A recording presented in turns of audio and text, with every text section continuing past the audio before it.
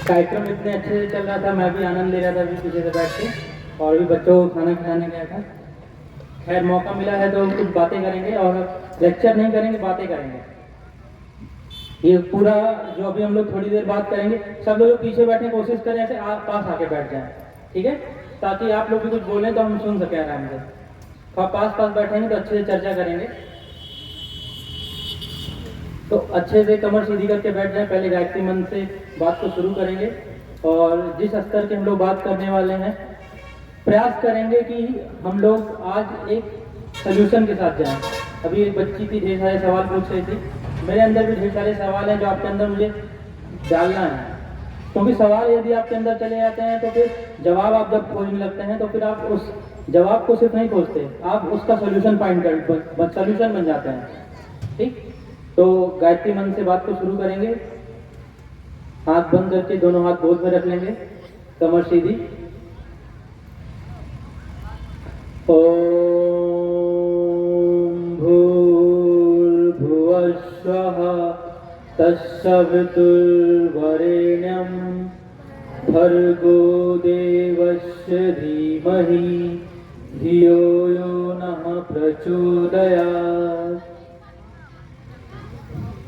प्यारे मित्रों, ठीक, आप लोग दोस्त ही हो, साथी हो, और अच्छे से बात करेंगे। देखिए, कृष्ण जब आए जीवन में अर्जुन के, तो कृष्ण उनके गुरु भी थे, उनके सखा भी थे।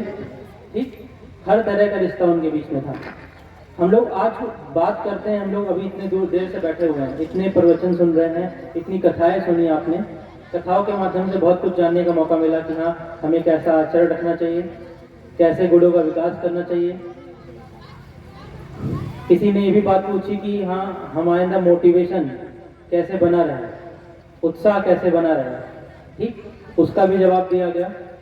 देखिए, आप हम सभी जो हैं ह्यूमन बींग्स हैं, क्या है, मानव जाति। ठीक, आपने अगर थोड़ा सा इतिहास पढ़ा होगा या बायोलॉजी पढ़ी होगी तो आपको पता होगा कि पहले हम लोग इतने विकसित नहीं थे। ठीक है, क्लास 6 में अगर आप लोगों ने इतिहास पढ़ा होगा तो आपने अर्ली मैन के बारे में पढ़ा होगा। हाँ, जो पूर्वकालीन मानव जाति थी। कितने लोगों ने नाम सुना है कि अर्ली मैन सुना है कि नहीं? बुक कॉपी में पढ़ा होगा। ठीक, तो पहले के लोग, आपको पता होगा कि आपने पढ़ा होगा कि बिल्कुल जानवरों की तरह रहा करते थे। ये लगभग आज से 12 लाख साल पहले की बात है। आज से लगभग 12 लाख साल पहले मानव सभ्यता इतनी विकसित नहीं थी कि लोग इस तरह से सभ्यता के साथ बैठते थे, नहीं बैठते थे, उनके अंदर सभ्यता नहीं थी। सभ्यता का विकास धीरे धीरे हुआ। पहले पता क्या होता था? कुछ कुछ चीजें मैं यहाँ बताऊंगा, आप अपने जीवन में पालन करिएगा, फिर सवाल हम लोग करेंगे। शुरुआत में जब मानव जाति आई तो पहले वो कच्चे मांस खाते थे, ज्ञान था नहीं, आदमखोर मानव थे वो क्या करते थे, जंगली जानवर जाते थे तो उनको मारते थे, उनको खाते थे। तो क्या करते थे कि खाना 1 घंटा खाए फिर 20 घंटे सोते थे, क्योंकि आप जिस तरह का भोजन लेते हैं उस तरह का आपका जीवनचर्या रहेगा। अगर आप बहुत ज़्यादा घनिष्ठ भोजन करेंगे, तामसिक भोजन करेंगे, तो आपके जीवन में आलस्य बना रहेगा। ठीक, तो क्योंकि वो कच्चा मांस खाते थे, उस समय आपकी अग्नि का विकास नहीं हुआ था। जब अग्नि का विकास नहीं हुआ था तो उनको कच्चा मांस खाना पड़ता था, तो वो 1 घंटा खाना खाएं, 20 घंटे सोएं, इस तरह से उनके अंदर आलस हुआ करता था। अग्नि की खोज हुई तो सबसे बड़ी क्रांति क्या आई कि लोगों की गुणवत्ता बढ़ने लगी। कैसे गुणवत्ता बढ़ी?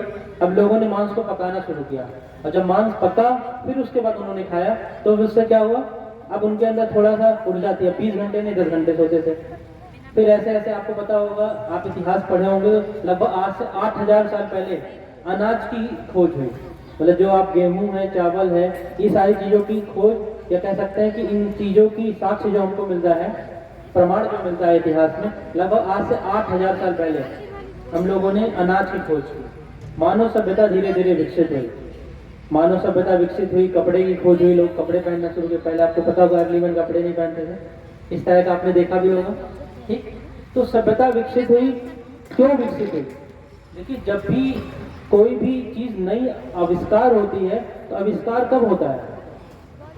जब भी जरूरत होती तब आविष्कार होता है। कहते हैं इसको, necessity is the cause of discovery. आवश्यकता ही आविष्कार की जननी होती है। अगर हमारे पास आवश्यकता नहीं रहेगी तो हमारा आविष्कार नहीं करना रहेगा।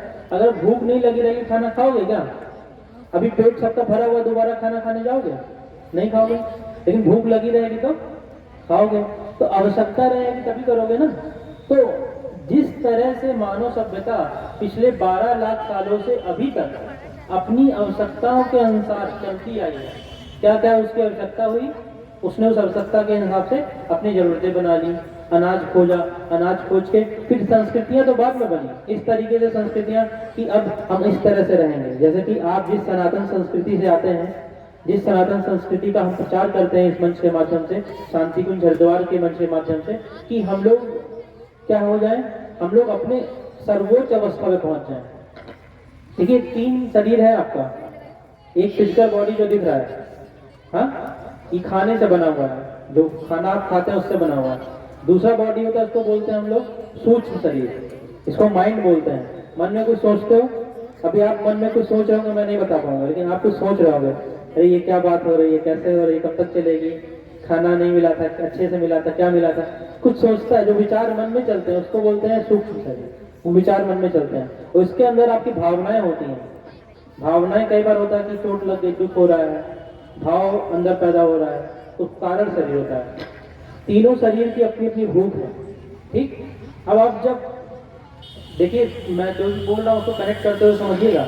आवश्यकता आविष्कार की जननी, इस बात को लेकर चलेंगे, ठीक। आपने अभी तक जो अपना विकास किया वो आपकी आवश्यकता आई, आपने आविष्कार किया और आपने लाभ उठाया। लेकिन आपको पता है आजकल ज्यादातर बीमार लोग कौन है? ऐसे लोग जिनको खाना नहीं मिल रहा है। ऐसे लोगों की संख्या भी बहुत है, लाखों में है अपने भारत में भी, लेकिन उससे ज्यादा बीमार वो लोग हैं जो ज्यादा खाना खाने की वजह से बीमार है। ऐसे लोग को डायबिटीज की प्रॉब्लम, बीपी, शुगर, इस तरह की प्रॉब्लम है। क्यों? इसको बोलते हैं लाइफ स्टाइल डिजीज। आपकी जब लाइफ स्टाइल खराब हो जाती है, आप अच्छे से सोते नहीं हैं, उठते नहीं हैं, खाना नहीं खाते हैं, तो इसको बोलते हैं लाइफ स्टाइल डिसऑर्डर डिजीज। मतलब आपकी लाइफ स्टाइल खराब हो गई, इसकी वजह से आपको बीमारियां हो जाए। कितने लोग के घर में ऐसे लोग जो दवा खाते हैं कभी ना कभी, बाबा दादी मम्मी, देखो हाथ पीछे देखो सब लोग। तो ये देखो हुआ क्या, हमने अपने शरीर को केंद्र पर रखा, शरीर के हिसाब से विकास किया। अब शरीर को सिर्फ हम मानेंगे, मन और आत्मा को नहीं मानेंगे, नहीं जानेंगे, तो हम लोग वहां अटक जाएंगे। महात्मा गांधी ने एक बात बोली थी कि इस धरती पे लोगों की जरूरत पूरा करने के लिए बहुत संसाधन है, लेकिन किसी एक व्यक्ति की लालच को पूरा करने के लिए संसाधन कम पड़ जाएंगे। There is sufficient amount of resources on this earth to fulfil the ones need. एक लोगों की जरूरत को पूरा करने के लिए सफिशिएंट रिसोर्स है, लेकिन एक लोग की ग्रीड को पूरा करने के लिए, लालच को पूरा करने के लिए सफिशिएंट रिसोर्स नहीं है, ठीक। तो मानव सभ्यता जो हम लोग, कितने लोगों ने सुना कि भारत सोने की चिड़िया थी? सुना है? और अभी है क्या? अभी कहते होंगे भारत को विश्व गुरु बनाएंगे, जगत गुरु बनाएंगे। क्यों? देखिए भारत का इतिहास फिर से जब आप पढ़ेंगे तो पता चलेगा पिछले 1000 साल से भारत पे अलग अलग आक्रमण हुए बाहर से, यहूदियों के, इस तरह से यूनानियों के, मिस्र के, फिर इस्लाम के, फिर अंग्रेज आए। इस तरह से जब अलग अलग लोग आए भारत पे आक्रमण किए, तो आप देखिए आपके घर में हमेशा लड़ाई चलती रहेगी तो शांति रहेगी क्या? नहीं। तो जब एक देश पे बार बार लड़ाई हो रही थी तो उसने अपने गौरव को धीरे धीरे भूलना शुरू कर दिया। वो कार्य क्यों करता था, उस कार्य का क्यों भूल गया। जैसे कि अभी हम लोग, अभी यहाँ आपको एक संस्कृति दिखाई हुई, उसमें अध्यात्म और विज्ञान दोनों दिखाया गया ना डांस करते हुए, कि हम लोग को सिर्फ आध्यात्मिक नहीं, सिर्फ वैज्ञानिक नहीं, दोनों का समावेश एक साथ लेके चलना है, कि आध्यात्मिक भी रहना है और वैज्ञानिक भी रहना है। तो ये जो 1000 साल की गुलामी थी, इससे हम लोग बहुत चीजें अपनी भूल गए कि हम कोई चीज कर रहे हैं तो क्यों कर रहे हैं, और हम लोगों ने ज्यादातर चीजें अंधविश्वास के रूप में मान ली। और गायत्री परिवार में एक जो आपका 7 आंदोलन है, उसमें से एक आंदोलन है नशा मुक्ति और कुरीति उन्मूलन। जितनी भी तरह की कुरीति आपके समाज में आ गई जिसका कोई मतलब नहीं है, जैसे दहेज एक कुरीति थी, ठीक, इस तरह से कई कुरीति थी। इस तरह की कुरीति को हटाने का भी उद्देश्य गायत्री परिवार का। तो बात क्या हो रही थी? बात ये हो रही थी कि आप लोग, हम लोग जब 1000 वर्ष की गुलामी झेले, तो उसके बाद समस्या है सबसे बड़ी आई कि हम लोगों ने अपनी संस्कृति को भुला दिया। कैसे भुला दिया? हम सिर्फ ये करते थे कि हम लोग बाहरी चीजों का पालन करते थे, लेकिन आंतरिक चीजों को भूल गए। क्यों कर रहे हैं? जैसे कि आप मानिए आप पानी का गिलास लेके पी रहे हैं, पानी आपसे बोल दिया पानी पीना बहुत अच्छा है। कितने लोगों ने सुना है पानी पीना स्वास्थ्य के लिए अच्छा होता है? लेकिन पानी बहुत ज़्यादा पिएंगे तो अभी मैं आपको पूरा 1 बॉटल पानी, 2 बॉटल पानी, 3 बॉटल पानी पिला दूँ तो क्या होगा? दिक्कत करेगा ना। तो कई चीज़ें थी जो हम लोगों ने परंपराओं की तरह मान लिया, लेकिन उसका पीछे का साइंस नहीं देखा। इसीलिए गुरुदेव ने एक वाक्य आपका 18 सूत्र में बोला है कि परंपराओं की तुलना में विवेक को महत्व देंगे। ठीक, तो बात अब हम लोग वापस से मेन उस पर आते हैं।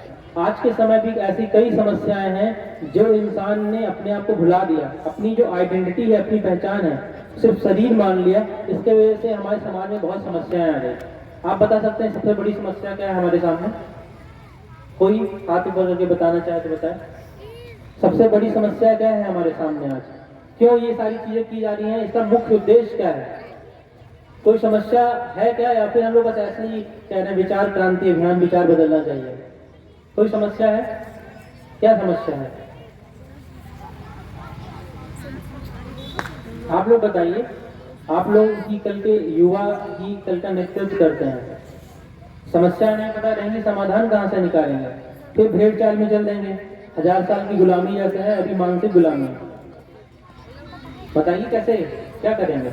सबसे बड़ी समस्या अगर आप देखिए, अभी आप छोटे हैं लेकिन आप पूछिएगा, एक चीज पर पढ़ाई करिए, क्लाइमेट चेंज, जो वातावरण है बहुत तेजी से बदल रहा है, पर्यावरण बहुत तेजी से दूषित हो रहा है। अगर आप आजकल का अखबार पढ़ेंगे, इस समय अभी दिवाली नहीं आई लेकिन दिल्ली में इतना ज़्यादा पोल्यूशन है, दिल्ली सरकार ने स्कूल बंद करने के लिए विचार करना शुरू कर दिया है। लोग वहाँ मास्क लगा के निकल रहे हैं। पंजाब सरकार ने बाकायदा नोटिस दी है कि इतना प्रदूषण है, आप मास्क लगा के बाहर निकलिए। अगर आप कोविड में सुने थे ना मास्क लगाना है, पंजाब सरकार ने कहा मास्क लगा के बाहर निकलना है। कल की न्यूज़ है, आज की न्यूज़ है। अभी आप न्यूज़ पे डालेंगे तो दिल्ली में एयर क्वालिटी इंडेक्स 300 से अधिक है, मतलब एयर की क्वालिटी बहुत खराब हो गई है। तो एक जो सबसे बड़ी समस्या है जिसका सबको परेशानी झेलनी पड़ेगी, क्या है? पर्यावरण। जब सांस दूषित होगी, मान लीजिए यहाँ की सांस दूषित हो गई, तो क्या मैं जो सांस लूंगा, आप जो सांस लेंगे वो अलग अलग आएगी? आपको भी वही सांस लेनी पड़ेगी, मुझे भी लेनी पड़ेगी। तो पर्यावरण हमारा खराब हो रहा है। इसीलिए गायत्री परिवार का एक उद्देश्य है पर्यावरण आंदोलन। इसके तहत आप लोग अपने जन्मदिन के दिन पौधे लगाएं, और जब भी आपको मौका मिले तो कम से कम प्लास्टिक का इस्तेमाल ना करें। आप ऐसी चीजों को करने से बचें जिससे प्रदूषण होता है। और ये समस्या ऐसे दिल्ली आपकी राजधानी तक समस्या पहुंच गई है। ये समस्या जल्दी अगर हम लोग ठीक नहीं करेंगे तो हमारी बस्ती तक भी पहुंच जाएगी। तो जिस तरह से पानी का बोतल खरीद के पीना पड़ता है ना, ऐसे फिर आपको हवा का डिब्बा पीछे लेके चलना पड़ेगा सांस लेने के लिए। और जो अमीर रहेगा वो ले लेगा, जो गरीब रहेगा वो क्या कर पाएगा? फिर वो गंदी सांसों को लेगा, गंदी सांसों को लेगा तो उसको बीमारियां होंगी तो जल्दी मर जाएगा, उसकी आयु कम हो जाएगी। ऐसा समाज हमें बनाना है क्या? क्यों हो रहा है? क्योंकि इंसान ने अपने आप को सिर्फ शरीर मान लिया है। विकास तो कर रहा है लेकिन उस विकास में ऐसा अंधा हो गया है कि वो बाकी चीजों को छोड़ दिया, भूल गया। 2 तरह के डेवलपमेंट बोलते हैं इंग्लिश में, हिंदी में मुझे एग्जैक्ट नहीं पता। एक को बोलते हैं डेवलपमेंट जो आप सुनते हैं, एक बोलते हैं सस्टेनेबल डेवलपमेंट। कितने लोगों ने नाम सुना सस्टेनेबल डेवलपमेंट? चलिए आप लोग में सस्टेनेबल डेवलपमेंट मतलब क्या होता है मैं बताने की कोशिश करता हूँ। एक तो हमने विकास की आंख बंद कर दी, मतलब कि हमने कहा कि हमें यहाँ बिल्डिंग, उदाहरण के तौर पर मानते हैं बिल्डिंग बनानी है। अब ये बिल्डिंग बनाने के लिए हम यहाँ की मिट्टी को बर्बाद कर दें, यहाँ के पेड़ों को कटवा दें, यहाँ पर जितने भी मान लीजिए किसी किसान की जमीन हो उसको हड़प दें, तोड़ दें और उसका घर तोड़वा के बिल्डिंग बना रहे हैं। ठीक, इतना नुकसान करने के बाद हमने बिल्डिंग बनाई तो डेवलपमेंट तो हुआ, लेकिन उसको सस्टेनेबल डेवलपमेंट नहीं बोलेंगे। सस्टेनेबल डेवलपमेंट किसको बोलते हैं? हमें यहाँ मान लिया बिल्डिंग बनानी है तो हमने यहाँ के पेड़ों को नुकसान नहीं पहुंचाया, पेड़ों को ऐसा अवस्था रहते हुए हमें बिल्डिंग की डिजाइन ऐसे बनाई पेड़ भी ना कटे और बिल्डिंग भी बन जाए। ठीक, हमने किसी किसान की जमीन नहीं ली, किसी भी तरह से वातावरण को दूषित नहीं किया, और ऐसा किया कि आगे आने वाले समय तक ये बिल्डिंग किसी को नुकसान न पहुंचाए। इस तरह से अगर हम विकास करते हैं तो उसको बोलते हैं सस्टेनेबल डेवलपमेंट। कितने लोगों ने देखा कभी मंदिर वगैरह में एक पेड़ होता है, उस पेड़ के बीच से बिल्डिंग बना दी जाती है और पेड़ नहीं काटते हैं। ठीक, अगर इस तरह का आप देखेंगे तो उसको बोलेंगे सस्टेनेबल डेवलपमेंट। ठीक, और जहाँ बिल्डिंग पेड़ पौधे काट के फिर विकास हो रहा है वो सस्टेनेबल डेवलपमेंट नहीं है। आप जितना इम्पोर्टेंट आप अपने आप को मानते हैं, अपने शरीर को, उतना इम्पोर्टेंट आपके लिए वृक्ष भी है। वृक्ष क्या छोड़ते हैं? हम क्या लेते हैं? हम क्या छोड़ते हैं? और वृक्ष क्या लेते हैं? फोटोसिंथेसिस के प्रोसेस में कार्बन डाइऑक्साइड लेते हैं। ठीक, तो वृक्ष और हमारे बीच में कितना तालमेल है? हम जो छोड़ रहे हैं वो ले रहे हैं और वो जो छोड़ रहे हैं वो हम ले रहे हैं। इसका मतलब हम दोनों मिलके अपने जीवन को चला रहे हैं। बिना वृक्ष के मानव का जीवन संभव नहीं है, और बिना मानव के वृक्ष का जीवन संभव है। वो अपना कर लेगा, मानव नहीं रहेगा और जानवर तो है ना, और जानवर उसका कर देंगे। पता है, एक पार्क है, एक बहुत अच्छा सा पार्क था, उस पार्क में बाहर बोर्ड लगा सबसे भयानक जानवर। क्या लिखा था? सबसे भयानक जानवर। और वहां लोग देखने के लिए बहुत उत्सुक थे। अंदर गए, पता क्या दिखा? शीशा लगा हुआ था। तो सबसे भयानक जानवर कौन है? खुद इंसान। क्यों? जितनी बड़ी बड़ी समस्याएं हमारे समाज में आई, कौन लाया? गाय लाई क्या? कुत्ता लाया क्या? बिल्ली लाई? शेर लाया? कौन लाया? इंसान। क्यों लाया? मैं फिर से उसी बात पे पहुंचता हूँ, क्योंकि इंसान ने सिर्फ अपने आप को शरीर समझ लिया और भौतिक विकास को सब कुछ समझ लिया। हमें युवा की तरह से कुरीति को तोड़ना है। बहुत समय नहीं लेंगे हम लोग अपने आप को जगाने की बात। पहली समस्या देखा ना, पर्यावरण की समस्या है। दूसरी समस्या, ये सब समस्याएं आपको बहुत ज्यादा, हम लोगों को कम करेगी, आपको ज्यादा परेशान करेगी। मान लीजिए मेरी उम्र अगर 25-26 साल है, आप लोग की उम्र 10-12 साल है, तो हमसे ज्यादा परेशान तो आप लोग होंगे ना, हमसे 10-12 साल अधिक जिएंगे, समस्या होगी। तो इस समस्या का समाधान आपको अपने स्तर पे निकालना रहेगा। दूसरी बड़ी समस्या क्या है? भारत माता की जय कौन बोलता है? भारत माता कहाँ है? कहाँ है? हाँ, कहाँ है? देखिए, हमने भारत माता की जय बोली, भारत माता कहाँ है हमें नहीं पता। ये देश भारत का नक्शा देख रहे हैं, हाँ? कश्मीर से लेकर कन्याकुमारी तक, अरुणाचल प्रदेश से लेकर गुजरात तक, ये पूरा का पूरा नक्शा आपको दिख रहा है ना। अगर आप थोड़ा ज्योग्राफी पढ़े होंगे तो आपको पता चलेगा। इस भूभाग को हम भारत तो बोल दे रहे हैं, इसमें भारत माता कहाँ है? और जब बोलते हैं मेरा भारत महान, तो क्या महान बनेगा इसमें? क्या महान बनेगा? कि अभी हम भारत में है कि नहीं है? तो ये भी भारत है छोटा सा, जहां हम बैठे हैं परशुरामपुर ब्लॉक में, ठीक, ये भी एक छोटा सा भारत है। तो आप कभी ये मत सोचिएगा कि भारत को महान बनाने के लिए आपको बड़ी बड़ी नौकरी पहले करनी पड़ेगी, सीमा पे जाना पड़ेगा, तब आप महान बनाएंगे। आप देखिए कितने अच्छे अच्छे कार्यकर्ता हैं, किस तरह से इस कार्यक्रम को सफल बना रहे हैं। आप लोग अपने अंदर संकल्प लीजिए कि कल को परशुरामपुर ब्लॉक को, बस्ती को महान बनाने के लिए हम लोग अगले कार्यक्रम में देवा सर का नाम लिखाएंगे। सर, हमको भी आप ढेर सारा काम सौंपिए, हम भी कुछ काम करेंगे, हमको भी काम सौंपी होगी। हम भारत को महान बनाने का संकल्प लेते हैं, बात करते हैं, और हमारा भारत तो ये भी है। क्या परशुरामपुर को भारत नहीं बोलेंगे? कितने लोग कहते हैं बोलेंगे? तो भारत महान बनना चाहिए, मतलब परशुरामपुर ब्लॉक भी महान बनना चाहिए, बस्ती भी महान बनना चाहिए, तभी तो भारत महान बनेगा। और कोई भी देश महान तब बनता है जब वहां के लोग महान बनते हैं। तो जो दूसरा चीज आपको समझ में आना चाहिए कि आप लोग को महान बनना पड़ेगा, तभी देश महान बनेगा। और कैसे आप लोग महान बनेंगे? आप लोगों के साथ सबसे बड़ी चालबाजी क्या कर दी गई है, सबसे बड़ी दिक्कत आपके सामने क्या आ गई, आपको पता भी नहीं चला। कोविड के बाद आप लोग में से ज्यादा लोगों के पास मोबाइल आ गए। आपके घर में किसी के पास होगी तो आपको पढ़ने का मौका मोबाइल से मिला। कई लोगों की सिचुएशन अच्छी थी तो उनको पर्सनल मोबाइल दे दिया गया। इतनी बड़ी समस्या आपके सामने मैं थोड़ा उदाहरण देकर समझाता हूँ। आज के समय आपको पता है, ये जो मोबाइल है, ये शरीर का हिस्सा बन गया है लोगों के। शरीर का हिस्सा कैसे बन गया है कि अभी तो आप बच्चे हैं, लेकिन पैसा देना हो, लेना हो, वहां से लेके किसी से बात करना हो, और ये सब तो जरूरत की बात है। फिर आपको YouTube पे कुछ देखना हो कि आप लोग बच्चे नहीं चलाते हैं, लेकिन ऐसे ऐसे लोग हैं जिनको मोबाइल की ऐसी बीमारी पकड़ ली, कैसे अस्पताल खोलने पड़ रहे हैं क्योंकि मोबाइल की आदत छुड़वाई जाए। आपको ऐसा नहीं बनना है। और जो बच्चे, शहर के बच्चे ऐसे ज्यादा बन रहे हैं। अभी तो शहर में जितने स्कूल है वहाँ ऑनलाइन पढ़ाई के लिए बच्चे जिद करके मोबाइल ले लिए। ये बच्चे आप कई बार देखेंगे, बच्चे छोटे छोटे बच्चे 1-2 साल के बच्चे मोबाइल देखते हुए खाना खाते हैं। कितने लोग देखे हैं ऐसे बच्चों को? अब हम वहीं से समझते हैं भारत महान कैसे बनेगा, क्या बन भी रहा है कि नहीं बनेगा। अब छोटा बच्चा मोबाइल लेके खाना खा रहा है, मोबाइल की समस्या क्या है पता है? मोबाइल में 10 सेकंड का वीडियो आएगा, बच्चा ऐसे पलटता है, दूसरा वीडियो देखें कि नहीं, उसको बोलते हैं शॉर्ट्स वीडियो। समस्या क्या आएगी? भारत महान क्यों नहीं बन पाएगा इससे? अब एक युवा 10 सेकंड के वीडियो को देखता है, दूसरा वीडियो पलटता है, तो हम लोग के माइंड में केमिकल सिक्रीट होता है, उसको बोलते हैं डोपामीन। क्या बोलते हैं? डोपामीन। डोपामीन वो हार्मोन होता है जो हमको अंदर से अच्छा फील कराता है, मोटिवेट करता है। तो हम लोग कुछ काम किए, वो डोपामीन से क्रिएट हुआ। जब डोपामीन से क्रिएट हुआ तो क्या हुआ? हमें अच्छा लगा अंदर से। जैसे अंदर से आपको मान लीजिए रसगुल्ला खाने होंगे, रसगुल्ला खाए, वाह मजा आ गया, एक और, ठीक। तो डोपामीन से आपको क्या मिलता है? आनंद मिलता है, क्षणिक आनंद। तो जब बच्चा मोबाइल देखता है तो वो 10 सेकंड का वीडियो देखा, उसको अच्छा लगा, दूसरा देखा अच्छा लगा, अब बच्चे का फोकस स्पैन इतना कम हो गया। पहले के समय हम लोग के टाइम पे और पहले लोग मोटी मोटी किताबें पढ़ते थे, 100 पेज की, 200 पेज की। अब तो देखिए यूपी बोर्ड अपना सिलेबस इतना कम कर दे रहा है कि 3-3 वॉल्यूम में बुक निकालता है, बुक कैंसिल करके चैप्टर खत्म कर देता है। तो बच्चा जब बचपन से मोबाइल चलाएगा, इतने लंबे समय तक मोबाइल चलाएगा और छोटे छोटे वीडियो देखेगा, तो सबसे बड़ी समस्या बच्चे का फोकस स्पैन, ध्यान देने की जो क्षमता है वो कम हो जाएगी, आदत पड़ जाएगी ना। अभी सर बता रहे थे आदत पड़ती ऐसे, आपको 10 सेकंड के बाद कुछ नया चाहिए होगा, क्या 10 सेकंड में आप इस पेपर को पढ़ पाओगे? हाँ, और आपकी आदत पड़ गई कि आपको 10 सेकंड का कुछ नया चाहिए, आपको मोटी बुक पढ़नी कोई पढ़ पाओगे? और जिस देश का युवा 10 सेकंड से ज्यादा ध्यान ही नहीं दे पाएगा, क्या वो देश महान बनेगा? क्योंकि अभी हम लोगों ने बात की देश महान तब बनेगा जब वहां के लोग महान बनेंगे। तो जो दूसरी सबसे बड़ी समस्या युवाओं के सामने है कि ये जो आपका फोकस स्पैन कम कर दे रहा है मोबाइल। और आप लोगों को बहुत लोग बताएंगे मोबाइल इस्तेमाल किया करो, टेक्नोलॉजी है, हर चीज को इस्तेमाल करना चाहिए लेकिन सोच समझ के करना चाहिए। मोबाइल की दुनिया में एक बहुत बड़ी कंपनी एप्पल, नाम सुना होगा आप लोगों ने, ठीक? और आप लोगों में से बिल गेट्स का भी नाम काफी लोगों ने सुना होगा। एक समय पर वो दुनिया का सबसे अमीर इंसान हुआ करता था, ठीक?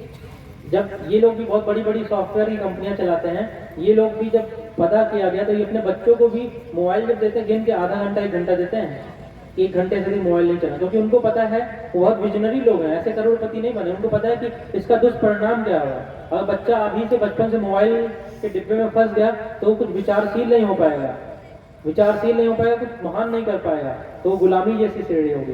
तो दूसरी बड़ी सबसे बड़ी समस्या भारत के सामने है क्या, कि भारत का युवा कमजोर पड़ रहा है क्योंकि उसका मन स्थिर नहीं है। सबसे बड़ी समस्या उसके सामने मोबाइल की है। तो जो समस्याएं बताई जा रही है उसको आपको समाधान भी साथ साथ में मिल रहा है कि नहीं? पर्यावरण कैसे दूर करेंगे?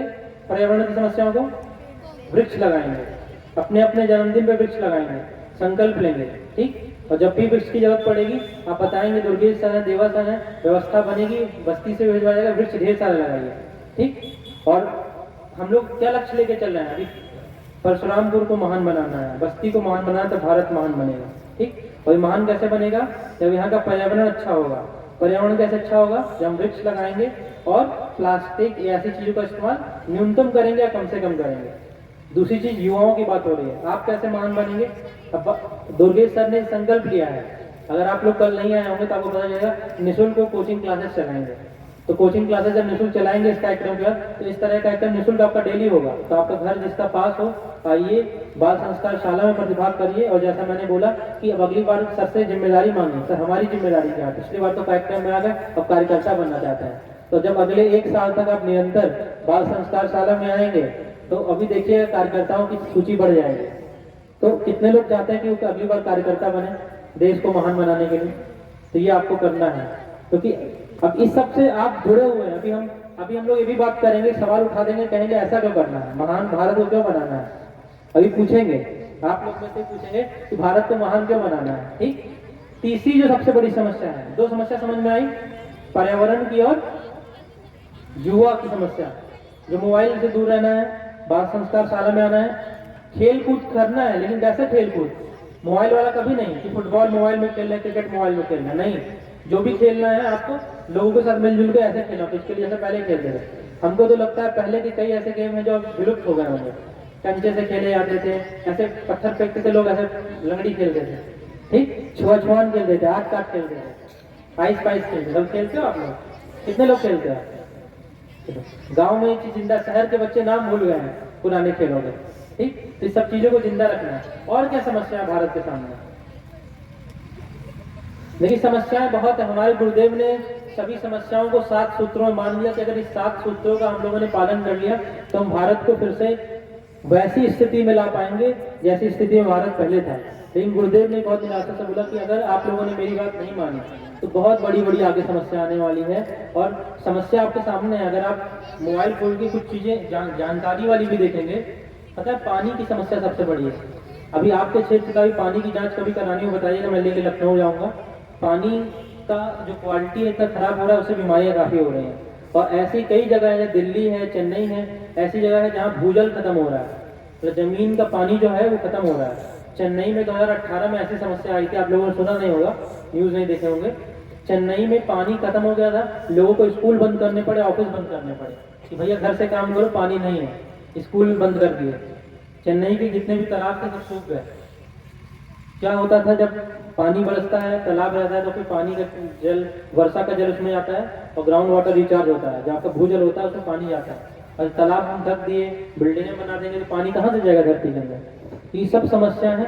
पहले तो आपको अच्छे से अपने आप का जो सिलेबस है उसको पढ़ें, हर समस्या का समाधान सोचें, और आप में से संकल्प लेना पड़ेगा कल को अगर आप डॉक्टर बनते हैं, इंजीनियर बनते हैं, आईएएस बनते हैं, चार्टेड अकाउंटेंट बनते हैं, कुछ भी बनते हैं, किसान बनते हैं, शिक्षक बनते हैं, और कोशिश करिए ज़्यादा से ज़्यादा लोग शिक्षक बनने की। शिक्षक सबसे महान चीज़ है, और ऐसी चीज़ है शिक्षक कि शिक्षक ऐसा है जिसके गोद में सृजन और प्रलय दोनों खेल रहा होता है। अभी आपको अच्छी शिक्षा दे दी जाएगी तो आप में से लोग विवेकानंद बन जाएंगे, सिस्टर निवेदिता बन जाएंगे, रानी लक्ष्मीबाई बन जाएंगे। इन गलत शिक्षा दे दी जाएगी तो आप ही में से कई ओसामा बिन लादेन निकल जाएगा। लेकिन यहाँ इस मंच से नहीं दी जाएगी, लेकिन ऐसी शिक्षा भी दी गई है कि लोग आतंकवादी बन जाते हैं, लोग मानवता को भूल जाते हैं, एक दूसरे को मारने पे आतुर हो जाते हैं। ठीक, तो शिक्षा आपको अच्छी मिलनी चाहिए। बात समझ में आ रही है? तो आप लोग पहले अपना लक्ष्य निर्धारित कर लीजिए। अभी हमने 2 समस्या की बात की, 2 समस्या को आप लेके जाइएगा, और जो समस्या आपको लगती है तो हम लोग समाधान की बात करेंगे। अब हम लोग इस जो मैं एक तरफ से बोल रहा हूँ इसको खत्म करेंगे। आपके अंदर जो प्रश्न आएगा कि क्या क्या समस्या हो सकती है, अलग अलग जगह की समस्या अलग होगी। हो सकता है तमिलनाडु में बात करें, समस्या वहाँ की अलग हो। हम लोग अभी उत्तर प्रदेश में यहाँ है, यहाँ की समस्या अलग होगी। तो आपको अपने बुद्धि को खोल लेना है। जो गायत्री मंत्र है इसका मेन उद्देश्य क्या है, आपके अंदर की बुद्धि प्रखर हो जाए, आप अपने मैं के दायरों को तोड़ के अपने मैं को विकसित करें। और सबसे बड़ा जो उद्देश्य है, जो बोला जाता है कि आप अपने आप को किस स्तर का उठा दें। आप कभी अयोध्या शक्तिपीठ पे जाइएगा या फिर कभी शांति कुंज जाने का मौका मिलेगा, वहाँ भटके हुए देवता का मंदिर है, शीशा लगा है उसमें भी, और आप ही का फोटो दिखेगा, और आप देखेंगे अपने आप को तो आप ही का तस्वीर दिखाएगा, अच्छा मैं भटका हुआ देवता हूँ, मैं कौन हूँ? तो आपको बताया जाएगा उसमें आप कौन है। तो आपको कुछ वेद के वाक्य वहाँ लिखे मिलेंगे। जैसे उसमें से 1-2 वाक्य मैं आपको बताता हूँ। एक बार एक कहानी के माध्यम से बताता हूँ, ठीक है। एक बार एक शिष्य अपने गुरु से पूछता है, मैं कौन हूँ या आप कौन है, पहले बता दीजिए। तो गुरु बोलता है अहम ब्रह्मास्मि, मैं ब्रह्म हूँ। तो कहता है अच्छा तो मैं क्या हूँ? तो शिष्य बोलते हैं, शिष्य को गुरु बोलता तत्त्वमसि, तुम भी वही हो, मतलब तुम भी ब्रह्म हो। लेकिन ये बात इतनी जटिल और इतनी बड़ी है, अभी आपको समझ में नहीं आएगी। इसके लिए आपको गायत्री मंत्र की साधना नियमित रूप से करनी पड़ेगी, जिस तरह से यहाँ से बाल संस्कार शाला चलनी पड़ेगी। और एक बात अंतिम में मैं बोलूँगा, भारत का अर्थ समझिए आप। भारत वो भूमि नहीं है जहाँ पर लोग शरीर के आधारित पर जीते। भारत वो भूमि है जहाँ पर लोग स्वयं को जानने के लिए लगातार लगे रहते थे। ऐसा नेशन, ऐसा लैंड जहाँ पर जो लोग अपने सेल्फ के नॉलेज में डिवोटेड थे। इतनी ज़्यादा डाइवर्सिटी का मतलब समझ में आता है, कितने कितने भिन्न लोग हैं। तमिलनाडु के लोग अलग तरह से रहते हैं, कश्मीर के लोग अलग तरह से रहते हैं, उत्तर प्रदेश के लोग अलग तरह से रहते हैं, लेकिन सब इतनी भिन्नता होने पर एकता किस बात में है? एकता इस बात की सब कोई भारत में अपने आप को जानने में लगा रहता है। तो जब अपने आप को जान जाएंगे तो फिर वहां से आपको समझ में आएगा कि आप इस विश्व ब्रह्मांड में सबसे बड़ी चेतना उससे जुड़े हुए हैं। गुरुदेव उसी को बोलते हैं व्यक्ति को गुरु, जो उस चेतना तक आपको पहुंचाने का रास्ता दिखाता है। तो जब आप वहां पहुंचेंगे तो आपको पता है अनुभव क्या होगा। आपको अभी आपकी उंगली कट जाए तो दर्द होता है, दवा करते हैं, हाँ अपने हाथ से कभी उंगली काटते हैं क्योंकि आपको पता अपनी उंगली है आपकी है। तो जब आप चेतना के स्तर पर पहुंचेंगे तो आपको सबका दर्द, सबकी पीड़ा दिखेगी। जब सबका दर्द, सबकी पीड़ा दिखेगी, किसी को दुख दे पाएंगे? सबके अंदर आप खुद को देख पाएंगे। यही अध्यात्म का सबसे बड़ा जो पीक पॉइंट है, सबसे चरम अवस्था जो अध्यात्म की है कि आप सबके अंदर खुद को देख पाए। उसी को गुरुदेव से बहुत आसानी से किसी ने पूछा क्या है, तो गुरुदेव ने बोला आत्मा सर्वभूतेषु, यही जो आत्मा है वो सब में विद्यमान है, आपके अंदर भी है। जब सभी आप ही सबके अंदर है तो आप किसी को नुकसान पहुंचा पाएंगे? नहीं। अंतिम बात जो बोला था, भारत देश महान क्यों? क्यों इसको महान बनाना है? तो महान इसलिए बनाना है जहां आप रह रहे हैं, जहां से आप सांस ले रहे हैं। और अभी शुरुआत में सुबह की क्लास में किसी बोले जहां से आपका रोटी भी मिल रही है, कपड़ा भी मिल रहा है, मकान भी मिल रहा है, जहां से सब कुछ आपको मिल रहा है, उसके लिए आप कुछ नहीं करेंगे। अगर नहीं करेंगे तो आप भी उसी तरह से बाकी संस्कृतियों की तरह खत्म हो जाएंगे। जैसा आपने सुना यूनान, मिस्र जो थे, आप सुना नहीं है, सारे जहां से अच्छा हिंदुस्तान हमारा, हम बुलबुले हैं इसकी, ये गुलिस्तान हमारा। आपने इसमें भी सुना सारी संस्कृतियां मिट गई, भारत की भी जो संस्कृति है वो अभी भी जिंदा है। क्यों? क्योंकि वो देने वाली संस्कृति बांटती रहती है, तो सबको बांटते रहेंगे तो मिटेगा ही नहीं। ठीक, तो ये बात आपको संकल्प लेनी है कि आपको बांटते रहना, इसी को बोलते हैं देवता का जीवन जीना, जो आप देते रहें। बात समझ में आ रही? अब किसी के मन में कोई प्रश्न आ रहा हो, कोई बात मैंने एक स्टेप दो स्टेप छोड़ दी, आपके मन में नहीं आई हो, तो पूछ सकते हैं कि देश की सेवा क्यों करनी है, करनी भी है कि नहीं करनी है, क्या कोई ढकोसला तो नहीं है, हम लोग को बहला रहे हैं। हम तो पापा मम्मी से सुनते हैं कि हमको जल्दी से अपना कुछ नौकरी पा जानी है, बात खत्म, हमको ये करना है, हम क्यों आए बाल संस्कार शाला में, हमको क्या मिलेगा यहाँ से। किसी के अंदर कोई सवाल आ रहा है? हर सवाल मिटा लीजिए मन से, मन में सवाल रहेगा समझ लीजिए आप उलझन में हो जाएंगे। फिर